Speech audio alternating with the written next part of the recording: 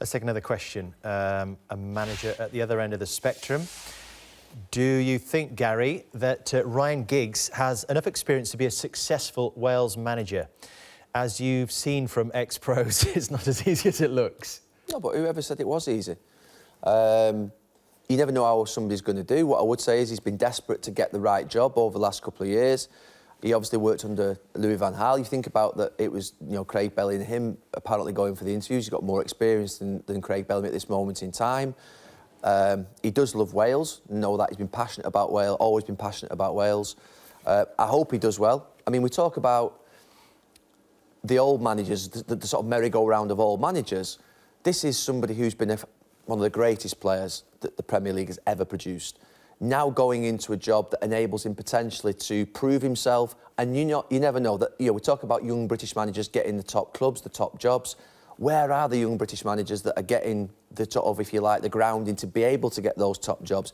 You know full well that if Ryan Giggs does prove himself with Wales, there is an opportunity then for him to say, right, OK, I can go and do a top job. So I hope he does, because we need to, not just with him, if it was Steven Gerrard coaching the youth team at Liverpool, or other young coaches, Scott Parker, I think, is a really good young coach. You'd want to see them sort of progress up the ladder. So I hope he does really well. Other than the fact that I'm a friend of his, I'd want to see him do well just generally for British coaches, because I think we need more of it. Do you think this is the right way in, perhaps, for players of his ilk, international management, as opposed to honestly, Dave, there's judgmental there's no right and wrong way in. Honestly, there is, you've seen it all. You've seen players who've never managed before taking the biggest jobs in Europe. Zinedine Zidane, but you could say, oh, he started off sort of coaching with the youth team. But I've seen people start off coaching with the youth team and then haven't been able to make the step up. There is no pathway now that sort of says this is the perfect way. What you do need is opportunity. You need to be able to survive in those early years, I think, and sort of half impress. You judge so early on now in your career in terms of whether you're a success or a failure. And you're written off. We've seen Paul Lambert, to be fair, written off, never manage again, and all of a sudden he's got a chance again. So he's got an opportunity to see whether that Aston Villa experience has actually worked on him in terms of has he learnt from that. Not many managers get the opportunity to actually recover from a bad experience. So I think from that point of view, it's just about staying on the ladder long enough to be able to say, actually, I can come through it. Let's have one on a player that a lot of people are talking about right now. Not so much a question as a statement here. Forget Sanchez and Ozil. Wilshere is the guy that Arsenal need to get signed up. Jamie, your take on that? Well, you do need to get him signed up. They can't afford another player to go for nothing. I think he was Arsenal's best player by a long way, which wasn't difficult, really, yesterday. My big thing with Wilshere, as I mentioned before the game, is, yeah, he's been in good form. No one can question Jack Wilshere's ability. You can't. But I still look at Arsenal's midfield, and the one thing you'd always say is they lack that sort of presence in midfield. Listen, I'm sick of saying it, Vieira, OK, maybe that not something different.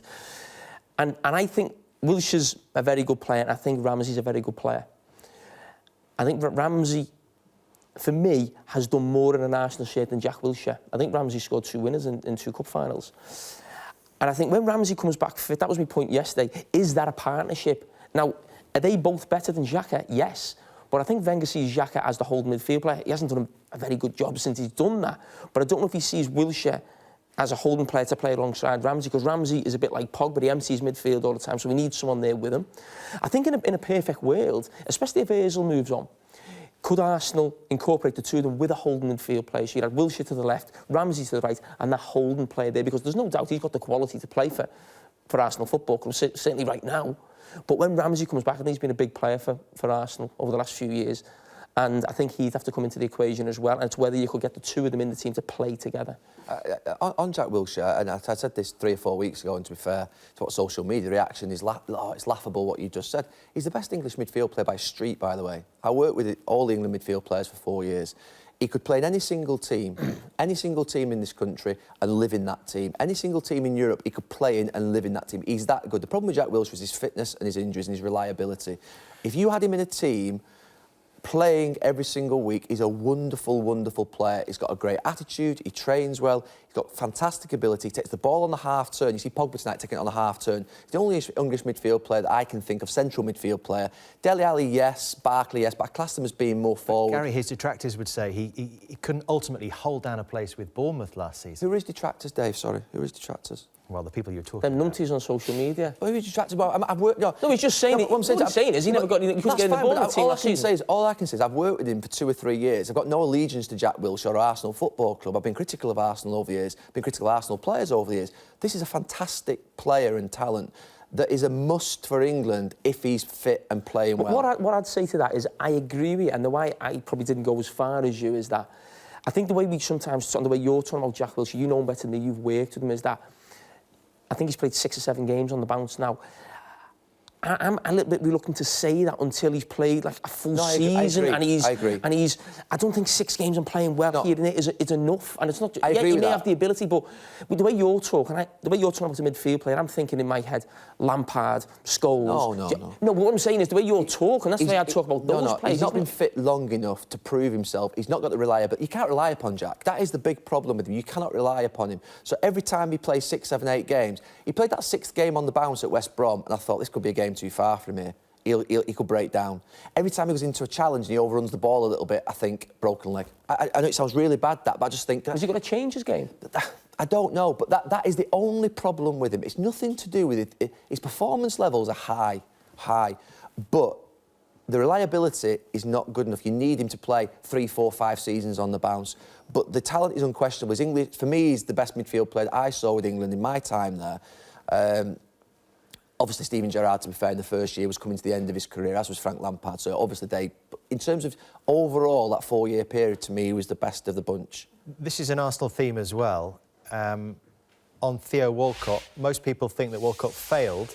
Obviously, an Arsenal fan says that we are selling him, they hope, to Everton for more than we bought him for after scoring 108 goals for the club. What's your take on Theo Walcott? A failure? No. I think Walcott's one of those players who gets... I've just mentioned sort of Wilshere. I think sometimes people... I'm still waiting for a little bit more to sort of get, not carried away, but say the things that certain people say. I think a little bit different with Walcott. I think he's played nearly 400 games for Arsenal. He's got over 100 goals. Now, he very rarely plays 90 minutes. Now, that's something you'd question, you criticise him for, his final ball, his runs, he gets caught offside, all these things. But if you actually look at numbers and forget who the name is and the player, and go, there's a player at Arsenal you can buy, a wide player who scored 100 goals, over 100 goals, with no penalties in 400 games. It's a goal every 4 games. It's an unbelievable record for a wide player. But yes, there's things that he's lacked and he hasn't got in his game, but that is a great record. And the reason I feel a little bit sorry for him, I was in the World Cup squad when he got picked. He should never have gone 2006. there. He shouldn't have. It was just a terrible decision. He thought that about you. Did he? Did he play she, wasn't it? Been waiting for that all all one night. day. Is it just that? But I think Eriksen... I think people, when Walcott got named in that squad, I think people on the street, a normal fan, thought, we've got the next Michael Owen, or we've got the next Wayne, I know that was Wayne Rooney's time as well, but, you know, the next superstar young player, and then he goes to Arsenal, and he wasn't ready for that. But how many English players play for one of the top 4 clubs, as Arsenal been, and get those type of numbers? Yes, could he have done more? But how many Arsenal players have done what Henry... People always say when Arsenal play, oh, he's not Henry, he's not Bergkamp, he's not Perez. What Arsenal player is in the last 10 years? Yeah, I mean, I agree with a lot of what you've just said. I think... I think he's a good kid. He's obviously played 400 games for Arsenal. 100 goals is a massive achievement. What I would say is that you always think about a person, has he achieved the maximum that he could possibly achieve out of his career? Could he have done more? You just said there, he could have done more. There's nothing worse than having that feeling that, could he just have given that bit more or done that bit more? Or was he good enough to do more? I mean, did we rate him wrongly? No, maybe. And that's I suppose that's the point around, say, a Ramsey or a Wilshere or a Walcott or maybe Barkley at Everton is another one that, to be fair, we'll find out about now. Just that, can they do that little bit more?